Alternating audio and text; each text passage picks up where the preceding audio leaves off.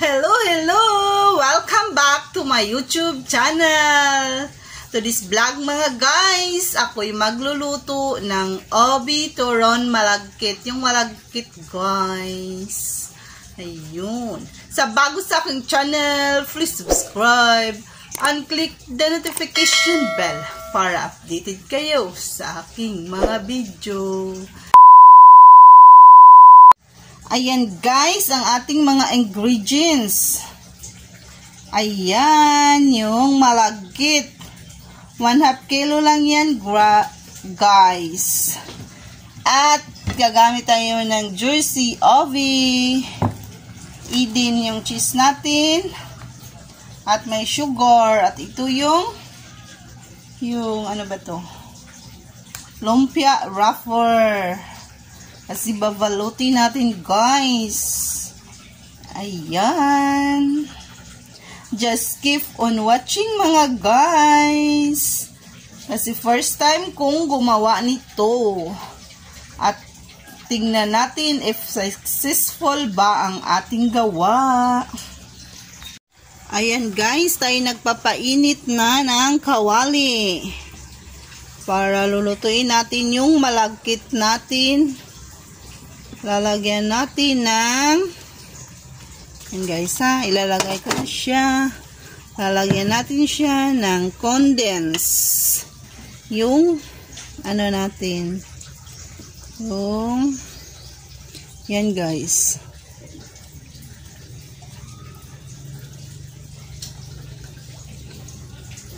Halo-haluin ko muna siya.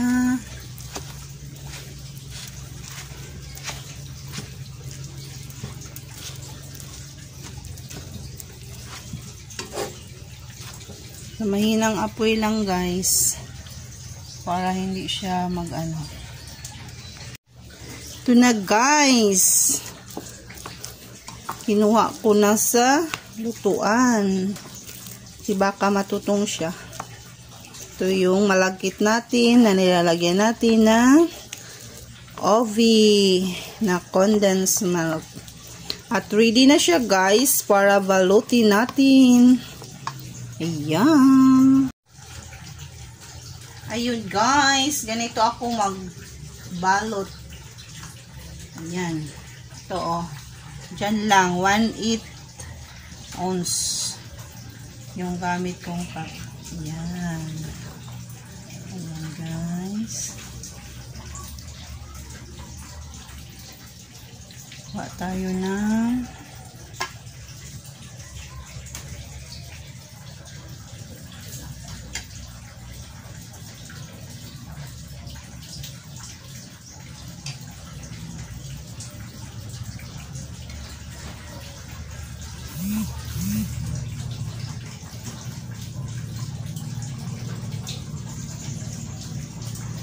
ayan, lalagyan natin ng tubig na may gawgaw.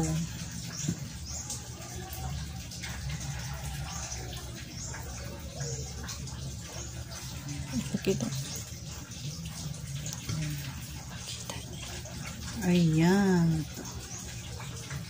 Ayan guys, pinifrecho ko na ang ating Ovi Turon.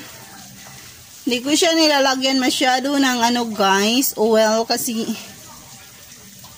pangit pag masyadong oily. Ayan lang. Lang na para magiging siyang crunchy. Ayan. Ayan guys, luto na ang ating Ovi Turon malagkit. Kasi naubusan tayo ng wrapper guys, kaya ginanito na lang natin. Ayan. Ovi malagkit with cheese. Ayan.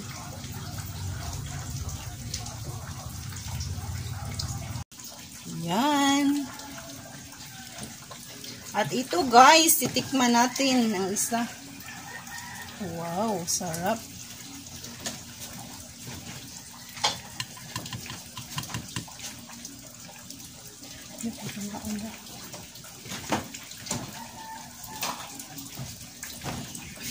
Ayan guys. Hahati natin sa gitna. Ayan, yung cheese natin nasa gitna. Yummy, yummy. Sarap. Sarap, guys. Salamat sa panonood, mga guys. Ito na ang ating luto.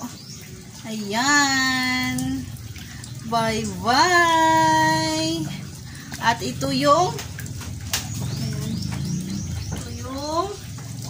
kasi naubusan tayo ng lumpia wrapper. Kaya ginawa ko siyang puto malagkit with cheese.